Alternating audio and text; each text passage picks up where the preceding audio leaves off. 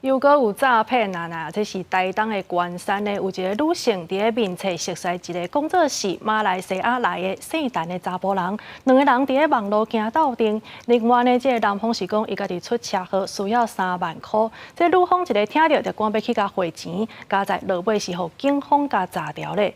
另外最近也传出有人用赖的这个笑话甲人偷去借，而且呢，搁四界来借钱，这警方是呼吁民众千万要小心。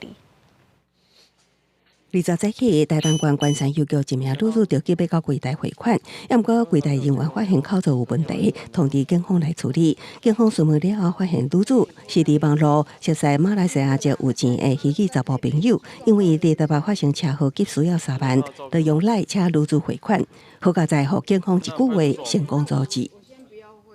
你看，平常都开豪车，那怎么可能还要跟您借3万块？所幸陈女汇款时，邮局行员机警察觉收款账户有异，并通报本所。经员警耐心说明，陈女才瞬间清醒。最近台东的面册社群也流传有人赖口座，因为家己听无票选风头用，拢是问朋友敢有咧无闲，所以对话中拢讲急需要用钱，爱对方汇3万，还是5万的小额汇款，而且也真正有人哄骗。讯息发出去了之后呢，马上就有一个同事说，他已经转汇了5万元。警方呼吁民众，诈骗行为多元化，拢爱多方面查证，避免个人资讯风头体用来诈骗。公司新闻采访报道。